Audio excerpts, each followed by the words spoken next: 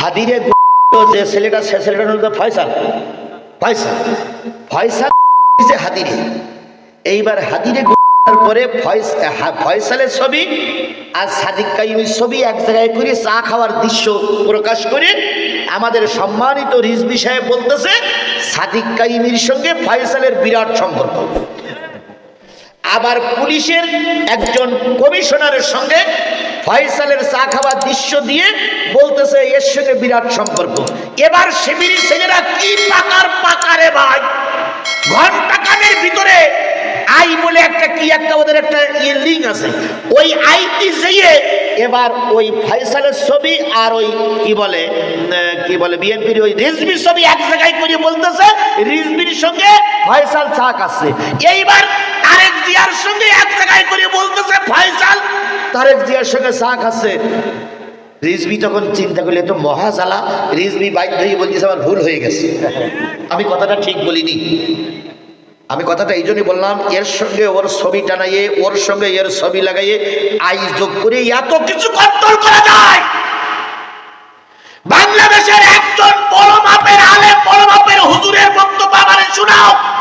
তিনি বলেছে বাংলাদেশ জামাত ইসলামী জান্নাতের টিকিট বিক্রি করে, একটা ছবি আমারে দেখাও, যদি দেখাতে না বলো মিথ্যা কথা বললে আল্লাহর গজব নাজিল হবে, আল্লাহর গজব। আপনি বিয়ে করলেন 22 বছরের একটা নারী, 28 বছরের একটা পুরুষ, দুইজন বিয়ে করে বাসর রাত্রিতে গেলেন।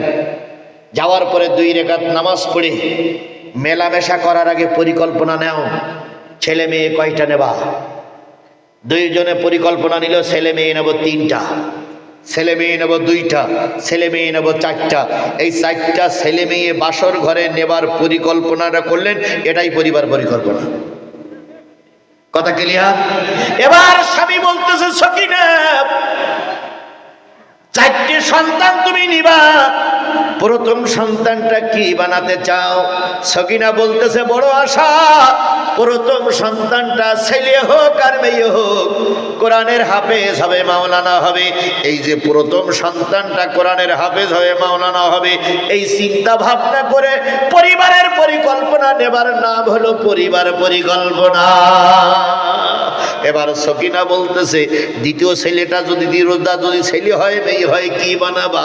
তখন স্বামী বলতেছে আমার টার্গেট দ্বিতীয় ছেলেটার আমি ইঞ্জিনিয়ার বানাবো। এবার সকিনা বলতেছে তোমার সঙ্গে আমি একমত, তৃতীয় ছেলে হোক আর মেয়ে হোক কি বানাবা? স্ত্রী বলতেছে বাংলাদেশের গাইনি ডাক্তারের বড় অভাব, যদি তৃতীয় সন্তানটা মেয়ে হয় তুমি আর আমি একমত হয়ে যাই, মুসাফা করে সিদ্ধান্ত নেই ছেলেটাও মেয়ে হোক আর ছেলে হোক তৃতীয় সন্তানটা হবে ডাক্তার। চতুর্থ সন্তানটারে কি বানাবা? চতুর্থ সন্তানটা হবে বিরাট একজন পাইলট। এই যে 3টি 4টি 2টা একটা সন্তান কি বানাবে? এই পরিকল্পনা করার নাম হচ্ছে পরিবার পরিকল্পনা। এটা কি জায়েজ? এটা কি জায়েজ? আমার 2টো ছেলে হলে এই বানাবো ওই বানাবো, এটা কি জায়েজ? 3টে ছেলে মেয়ে হলে এই বানাবো ওই বানাবো, এটা কি জায়েজ? তাহলে পরিবার পরিকল্পনা না জায়েজ কেন? কিন্তু আমরা ধরে রাখছি একটা হলে কে দাও আর হবে না। এইটা কি হারাম, এইটা কি এইটা কি নাজায়েজ, এইটা হারাম।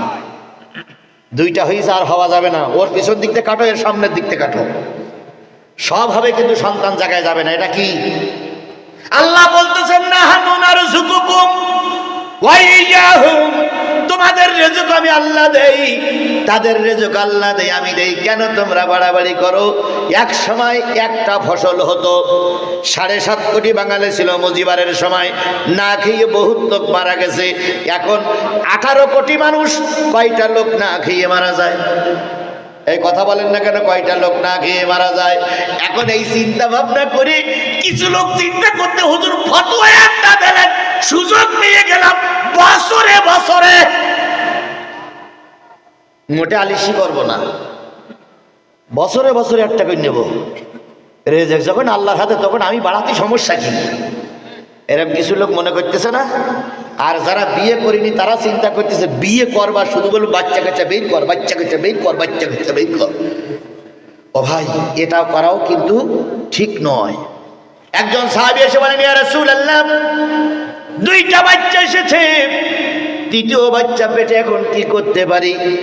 নবীজি বললেন, না না না, এই দ্বিতীয় বাচ্চা এসেছে, বয়স কত? 1 থেকে 2 বছর, 3 বছরের মাথায় একটা করে আসতেছে।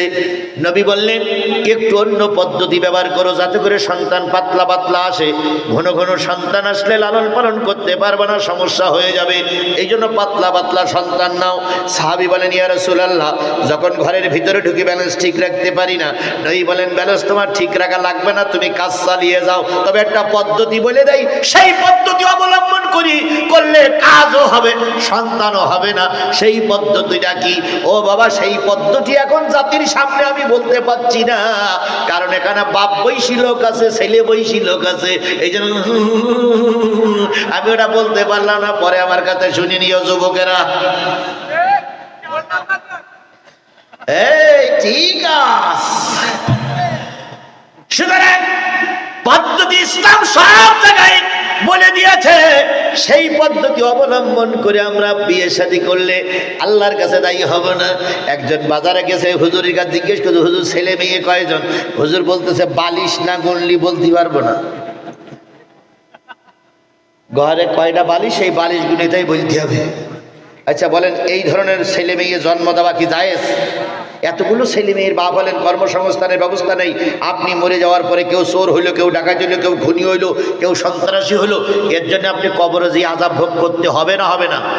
এই জন্য পরিবার পরিকল্পনা নাজায়েজ নয়।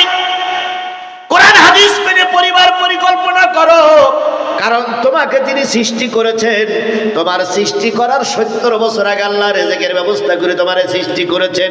এই জন্য পরিকল্পনা নিয়ে কাজ করো, আল্লাহ বরকত দিয়ে দেবে। সন্তান হত্যা করা, খেতে দিতে পারবে না, এই ভয়ে সন্তান হত্যা করা কি?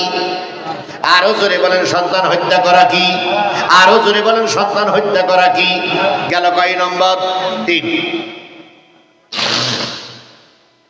ওয়ালা তাকরাবুল ফাওয়াহিশা মা যাহারা মিনহা ওয়া মা বাতান। আল্লাহ রাব্বুল আলামিন বললেন, আজিজুল ইসলাম কোরআন দিয়ে মানুষকে বলে দাও, উল্লাহ পাড়ার মানুষদের বলে দাও, তোমরা গোপনে অথবা প্রকাশ্যে অশ্লীল কাজের ধারে কাছে যেও না, অশ্লীল কাজ করো না। অশ্লীল কাজ করলে খোদার গজব নাজিল হবে। খোদার কি নাজিল হবে? জ্বলন্ত প্রমাণ দেখুন।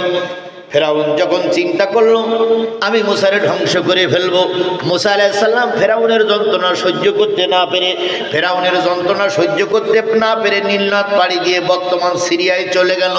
সিরিয়ায় যাওয়ার পরে ওই এলাকায় ছিল একটা আল্লাহর ওলি পীর সাহেব, নাম তার বালাম ইবনে বাউর। আছে না কোন শুনি? বালাম ইবনে বাউর, সূরা আরাফ 178, 175, 176, 177, 178 বাড়ি দিয়ে পড়ে দেখবেন। একজন বিশ্ববিখ্যাত একজন আল্লাহর ওলি পীর সাহেব ছিল, নাম তার কি বললাম? বালাম ইবনে বাউর। এই বালাম ইবনে বাউরের কাছে তৎকালীন কিছু জালেমেরা যাই বলল, হুজুর দোয়া করেন মুসা যেন ধ্বংস হয়ে যায়। এবার বালাম ইবনে বাউর বলল, আমি এখান থেকে নিয়ত করে বাইতুল মুকাদ্দাসে মাগরিবের নামাজ পড়ি, বাইতুল্লাহ এশার নামাজ পড়ি, ফজরের নামাজ পড়ি, আবার হুজরাখানায় ফিরে আসি। দোয়া করলি মনে হয় কবুল হতেও পারে, নাও হতে পারে। ইনি দোয়া করলেন, আল্লাহ মুসারে ধ্বংস করে দাও। আল্লাহ বললেন, তুমি একজন পীর সাহেব আর মুসা হলো আল্লাহর নবী, তোমার দোয়া মুসার জন্য করলে কবুল হবে না। তখন এই লোকগুলো গেল পীর মার কাছে, যে বলল, মা আমরা তো সরকার গঠন করে আছি, এখন পীর সাহেব হুজুরে বুঝালাম, তা পীর সাহেব হুজুর শুনলো না। এই হাদিয়া দিয়ে গেলাম, হাদিয়াগুলো নেও, পীর সাহেব হুজুর বুঝাই দিও, পীর সাহেব হুজুর যেন মুসার জন্য বদদোয়া করে। এই জেনাবে বিচার করলে কি হয় তাই দেখেন। এবার বললো ঠিক আছে।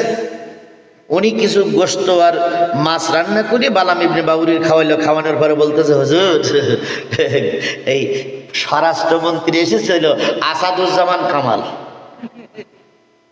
আর হলো প্রধানমন্ত্রীর উপদেষ্টা এসেছিল। তো ওরা বলে গেছে এই খাবারটা দেশারে টাকা দেশার বলে গেছে যে ওই জামাত ইসলামের বিরুদ্ধে যেন একটু বদদোয়া করা হয়, কারণ জামাত ইসলাম কি প্রতিষ্ঠা করতে যাচ্ছে। আর এদের সঙ্গে আরো কিছু হুজুররা লেগেছে, তাই এদের যেন ধ্বংস হয় এই জন্য দোয়া করার জন্য ওই নেতারা বলে গেছে। তো তখন বলতেছে, শোনো, আমার দোয়া কবুল হবে না, কারণ ওনারা কোরআনের আইন প্রতিষ্ঠা করার জন্য চেষ্টা করতেছে, ওখানে আমার দোয়া কবুল হবে না। তাহলে তোমরা টাকা নিলাম, খাবার নিলাম, এখন হবে নাকি? বিকেলবেলা এসে নেতারা বলতেছে, হুজুর দোয়া করেছেন? করলাম, কিন্তু কবুল হবে না। আবার করেন। বালাম ইবনে বাবুর দোয়া করতে চাইলেন হুজুরদের বিরুদ্ধে, কোরআন আইনের বিরুদ্ধে, ইসলাম প্রতিষ্ঠার বিরুদ্ধে দোয়া করতে চাইলেন। আল্লাহ পাক জিহ্বাটা নিচে নামাই দিল, কামাসালিল কালবি, কুকুরের মতো। এবার বালাম ইবনে বাবুর জাতের উদ্দেশ্য বলল, শোনো, তোমাদের পক্ষ অবলম্বন করে তোমাদেরকে কওমি জননী বলে তোমাদের পক্ষে ভোট চাই। আমার এখন দুর্দশা হয়েছে, আমার নাভি পর্যন্ত জিহ্বা ঝুলে গেছে।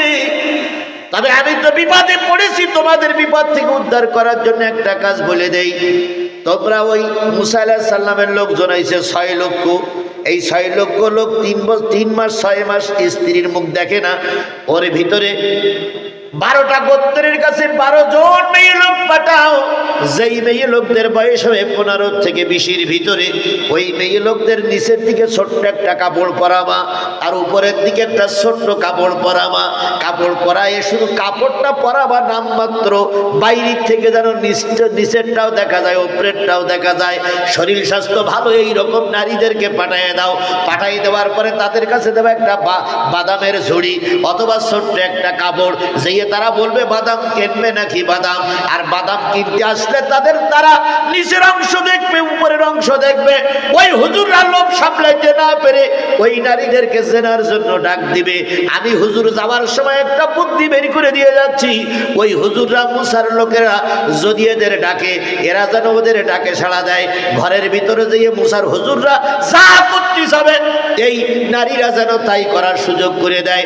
জেনায় যখন রত হবে, তখন মুসার বাহিনীর পরে খোদার গজব নাজিল হবে, আর খোদার গজব যখন নাজিল হবে, তখন আর মুসার দল টিকে থাকতে পারবে না।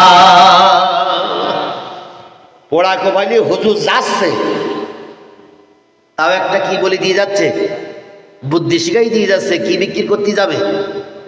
বাদাম। আর ওরা কয় মাস মেয়ে লোকের মুখ দেখে না? 6 মাস। 6 মাস ওরা মুসাফির। আর এত সুন্দর নারী, এত সুন্দর চেহারা, শরীর স্বাস্থ্য ভালো, যেই বলবে এইসব ধরবে, জেনা করবে, গজব নাজিল হবে, আর টিকতে পারবে না। তাহলে এরা যাচ্ছে, তাও সর্বনাশ করে থুয়ে যাচ্ছে। শেখ হাসিনা গেছে ভারতে, তাও সর্বনাশীর কি বলে কুট চালাচ্ছে ভারতে বসে। কথা বলেন, কথা বলেন। এই যত জায়গায় আকাম কুকাম করতেছে, সব ভারতের পাঁচাটা রায়ের গোলাম। ইতিমধ্যে আমাকে সতর্ক করে দেওয়া হয়েছে, বিভিন্ন জায়গার থেকে আমার ভাইরা বলতেছে সাবধানে চলাফেরা করবেন, আপনার পরেও কিন্তু ওদের টার্গেট আছে। ওরা যে কোনো মুহূর্তে আপনার গাড়িতে গুলি করতে পারে, যে কোনো মুহূর্তে আপনার গাড়িতে বম্পিং করতে পারে, যে কোনো মুহূর্তে আপনার উড়াই দিতে পারে। ও আমার উল্লাহ পাড়ার মুসলমানেরা, যদি শোনেন জাজিদুল ইসলাম জিহাদি ওই কি বলে, কে গুলি খেলো, হাদির মতন গুলি খেয়ে যদি আমার মাথা উড়ে যায়, যদি বোম বাস্টিং করার পরে আমার গাড়িটা উড়ে যায়, আপনারা আমার জন্য একটু দোয়া করবেন, আল্লাহ যেন আমাকে জান্নাতের মেহমান হিসেবে কবুল করে। আমার জন্য দোয়া করবেন, আমার পরিবারের পরে যেন আল্লাহ শান্তি বর্ষণ করে। আমি আমার আন্দোলন ততক্ষণ চালিয়ে যেতে চাই যতক্ষণ এদেশে কোরআন প্রতিষ্ঠা না হবে। আমি আমার কাঙ্ক্ষিত পথ থেকে 1 মিনিটও সরে যাব না যতক্ষণ আল্লাহর কোরআনের রাষ্ট্র প্রতিষ্ঠা না হবে। আমি কোরআন প্রতিষ্ঠার জন্য জীবন দিতে রাজি। আপনারা কি কোরআন প্রতিষ্ঠার জন্য রাস্তায় নামতে রাজি আছেন? আপনারা কি কোরআন প্রতিষ্ঠার জন্য রাস্তায় নামতে রাজি আছেন?